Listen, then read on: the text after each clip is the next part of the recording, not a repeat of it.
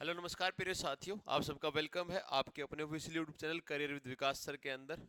इस वीडियो के अंदर हम वाइस प्रेसिडेंट ऑफ इंडिया के बारे में जानना चाह रहे हैं कि कैसे वो बनते हैं, कौन कौन सा आर्टिकल वाइस प्रेसिडेंट के बारे में बताता है और क्या क्या पावर्स वाइस प्रेसिडेंट के लिए रहेंगी। एक तो ये वीडियो बहुत छोटा बनने वाला है क्योंकि हमारे संविधान में वाइस प्रेसिडेंट के बारे में इतना कोई जिक्र नहीं किया गया है या एज सच कोई पावर नहीं दिया गया है इतना खास। राज्यसभा के चेयरमैन होते हैं, तो राज्यसभा के अंदर चुनाव आने के लिए जो जो कंडीशंस हैं वो पूरी होनी चाहिए उनके लिए। अच्छा, जो चैनल के ऊपर नया हो थोड़ा सा चैनल को सब्सक्राइब लाइक शेयर जो आपको लगे वो कर लेना भाई। हमने तकरीबन मैंने बहुत पॉलिटी की मेरे को लगता है कि बहुत अच्छी वीडियोस बनाई हैं जिस चीज़ को लेके आपको एटलीस्ट पॉलिटी में कोई दिक्कत नहीं आने वाली। यहीं पे हम मैथ्स की बहुत बढ़िया क्लास आती है और कोई भी आप गवर्नमेंट एग्जाम की तैयारी कर रहे हैं, आप कोई भी अदर एग्जाम की आप तैयारी कर रहे हैं, तो आपको जरूर यहाँ से बहुत फायदा होने वाला है। आज हमारे सामने एक टॉपिक है देश के वाइस प्रेसिडेंट के बारे में, यानी कि भारत के उपराष्ट्रपति के बारे में। आप सबको पता है कि अगर मैं फर्स्ट मैन ऑफ इंडिया की बात करूंगा तो आप तुरंत मेरे को आंसर देंगे सर ये प्रेसिडेंट की बात आप करेंगे। लेकिन अगर सेकंड सिटीजन की अगर मैं बात करूंगा तो कौन होंगे? Vice president. तो रिस्पेक्ट के मामले में तो बहुत ज़्यादा जरूरी है, इंपॉर्टेंट है। कुछ फीचर तीन चार क्वेश्चन यहाँ से बनते हैं, जो बनेंगे मैं स्टार बना दूंगा। ज़्यादा मैं आपका टाइम वेस्ट यहाँ पे नहीं करने वाला हूँ। सेशन स्टार्ट करते हैं। वीडियो को अंत तक जरूर देखते रहिएगा और चैनल पे नए तो आप सब्सक्राइब करके चैनल को जरूर जाइएगा। ठीक है, देखिए मेरे भाई,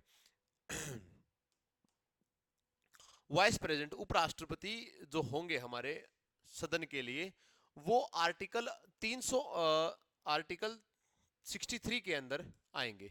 ठीक है, vice president of India 63 article के आएंगे, भारत के उपराष्ट्रपति। तो पहली चीज तो क्या हो गई, 63 आर्टिकल के अंदर भारत के वाइस प्रेसिडेंट आएंगे। मैं आपसे पूछना चाहूं कि भारत के पहले प्रेसिडेंट कौन है, तो कमेंट बॉक्स में, सॉरी, वाइस प्रेसिडेंट कौन है, कमेंट बॉक्स में आप अपना आंसर डालिएगा। आर्टिकल 63 ये कहता है कि भारत के एक उपराष्ट्रपति होने चाहिए। वर्तमान भारत के उपराष्ट्रपति की बात करूं तो श्री जगदीप धनखड़ जी, जो वर्तमान भारत की उपराष्ट्रपति हैं, श्री जगदीप धनखड़ जी जो वर्तमान भारत के उपराष्ट्रपति हैं। उपराष्ट्रपति राज्यसभा का पदेन सभापति होता है। ये देखिए आप, vice president to be the ex officio chairman of the council of state. Star बना रहा हूं आपके लिए। यानी कि वाइस प्रेसिडेंट कौन से सदन के अंदर बैठेंगे? ये राज्यसभा के पदेन सभापति होते हैं, ये चेयरमैन होते हैं। कहां के? राज्यसभा के चेयरमैन के रूप में इनको माना जाता है।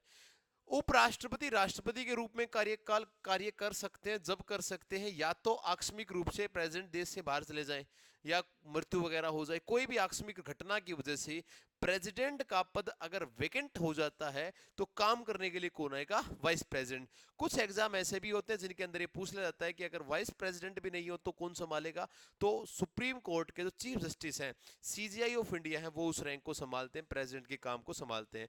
आर्टिकल 64 कहता है कि ये पदेन सभापति होंगे। आर्टिकल 65 कहता है कि उपराष्ट्रपति राष्ट्रपति के रूप में काम कर सकते हैं अगर वो किसी भी प्रकार से, the vice president to be act as the president, ये प्रेसिडेंट के लिए डिस्चार्ज हो, फंक्शनिंग हो, कोई कैजुअल वैकेंसीज हो या during the absent of president, कोई भी ऐसा कोई काम रहा हो, तो उस चीज को लेके जो वाइस प्रेसिडेंट है वो प्रेसिडेंट की रैंक के ऊपर काम कर सकते हैं। आपके लिए रहा आर्टिकल 66 आपके लिए क्या रहेगा?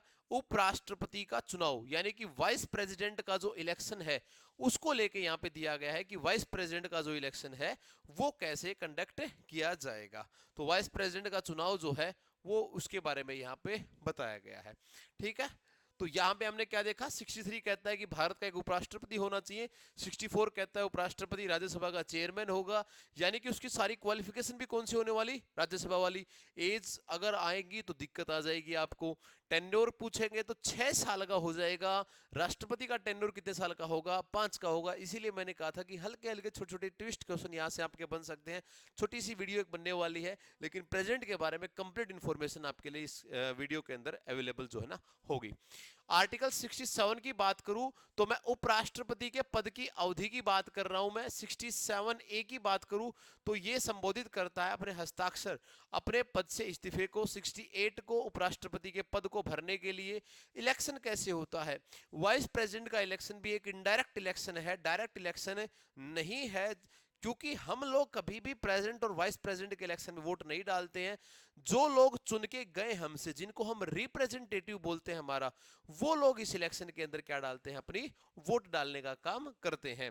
ठीक है, तो 67A आपको थोड़ा सा रखना है कि राष्ट्रपति, एक राष्ट्रपति सॉरी वाइस प्रेसिडेंट प्रेसिडेंट को संबोधित अपने हस्ताक्षर सहित लिखित रूप में अपने पद, यानी कि क्वेश्चन क्या आएगा आपसे कि अगर वाइस प्रेसिडेंट को अपना अगर इस्तीफा त्याग पत्र देना है तो किसको देगा सर, प्रेसिडेंट को। किसको देगा, राष्ट्रपति को देने का काम ये करेगा। ये क्वेश्चन आपके लिए आ सकता है, इस्तीफा देने का काम ये करेगा। ठीक है, ओथ कौन दिलवाता है इसको, प्रेसिडेंट साहब दिलवाएंगे।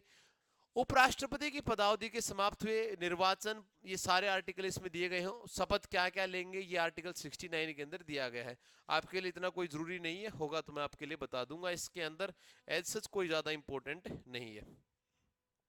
ठीक है, यहाँ पे लिया गया नॉमिनेशन, यानी कि कैसे आप उपराष्ट्रपति के पद का जो है ना चुनाव कर सकते हैं, के लिए आप अपना फॉर्म वगैरह फिल कर सकते हो। किसी के दिल में आ रखी हो कि मेरे को भारत का वाइस प्रेसिडेंट बनना है, तो देखिए क्या कह रहा है। प्रस्तावक के रूप में कम से कम 20 निर्वाचकों और 20 अनुदमों के द्वारा नामित किया जाना चाहिए। क्या कह रहा है कि the vice president must be subscribed by 20 electors और as propose 20 electors on the second, यानी कि 20 लोगों के लिए निर्वाचक का जो नामांकन है वो करवाना चाहिए, अनुरोध होना चाहिए, और 20 लोग इसके निर्वाचकों द्वारा ये नामित होना चाहिए, यानी कि 20 लोग आके कहें कि भाई ये देश का वाइस प्रेसिडेंट होना चाहिए। ये मिनिमम है, मैक्सिमम कुछ भी हो सकता है।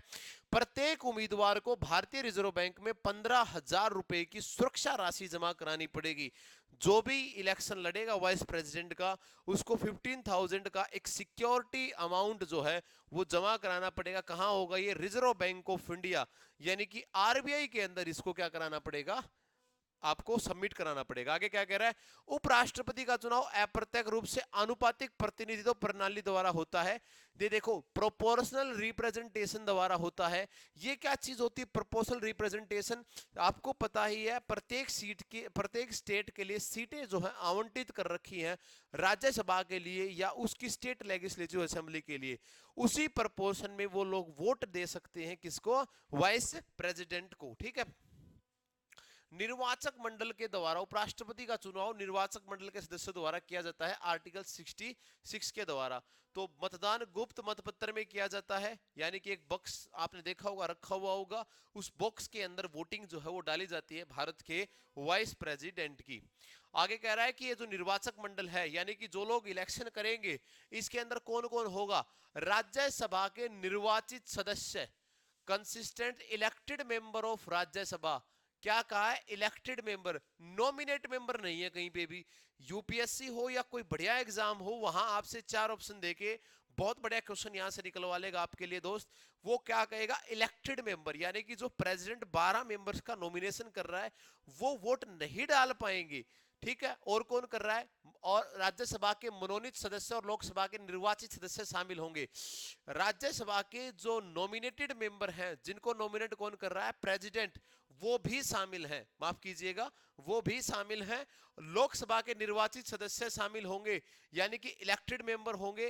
राज्य विधानमंडल, ये आपके लिए बहुत जरूरी है। स्टेट लेजिस्लेटिव जो असेंबलीज होती हैं, स्टेट लेजिस्लेटिव जो असेंबलीज होती हैं, उनके जो मेंबर हैं, इलेक्टेड मेंबर हैं, वो आपके लिए के सदस्य निर्वाचक मंडल का हिस्सा नहीं होते हैं, वो इसका हिस्सा नहीं होंगे। Not the participate of the electoral college, star बना लेना भाई, बहुत सारे बच्चे लगा के आते हैं कि उपराष्ट्रपति का जब इलेक्शन होगा तो जो स्टेट लेजिस्लेचर असेंबली के जो इलेक्टेड मेंबर हैं वो इसका एक पार्ट होते हैं, जबकि क्या बोला गया है कि राज्य विधानमंडल के सदस्य निर्वाचित मंडल का हिस्सा नहीं होते हैं।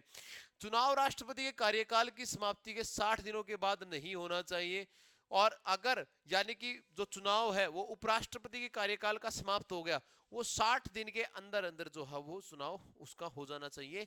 उसके बाद क्या है, तब तक की सीट आपको भरनी होगी, after the end of term of the vice president. ठीक है, ये आपके लिए दिखाया गया है, बोला गया है। तो आपके लिए इंपॉर्टेंट क्या क्या चीज है, कौन कौन वाइस प्रेसिडेंट के इलेक्शन में वोट डाल सकता है, all elected member of Rajya Sabha, all nominated member of Rajya Sabha, and all elected member of Lok Sabha. ये सभी एक वाइस प्रेसिडेंट के इलेक्शन में वोटिंग डाल सकते हैं, लेकिन यहां पे बदलाव क्या है, स्टेट लेजिस्लेचर के जो आदमी हैं वो यहां पे वोटिंग नहीं कर सकते हैं। आगे देखिए आप, राज्यसभा के सभापति के रूप में आर्टिकल 64 हम पहले ही पढ़ चुके हैं, भारत का उपराष्ट्रपति राज्यसभा का पदेन सभापति होगा, यानी कि एक्स ऑफिसियो चेयरमैन होगा ये, ठीक है, राज्यसभा। और ये कोई भी अन्य पद को धारण करता हुआ नहीं होना चाहिए, किसी और लाभ के पद पे नहीं होना चाहिए। योग्यता में भारत के उपराष्ट्रपति का कोई प्रावधान नहीं है।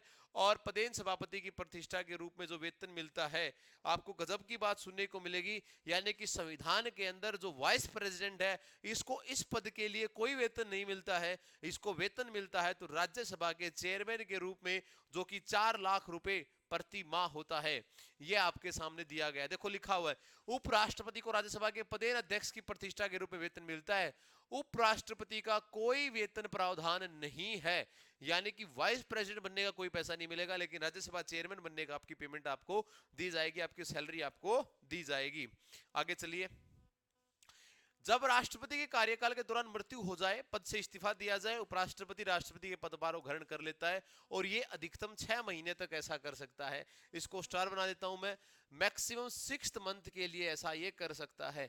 यानी कि मैंने बताया है आपको कि जब जब आपके प्रेसिडेंट का अगर पद जो है वो वैकेंट होता है, तो उसके ऊपर जो आपका पद के बाद काम किसके लिए आएगा, वो प्रेसिडेंट के लिए, प्रेसिडेंट का पद वेकेंट हो जाएगा तो वाइस प्रेसिडेंट उस पद के लिए आ जाएगा, और ऐसा वो मैक्सिमम 6th मंथ के लिए, यानी कि 6 महीने के लिए कर सकता है।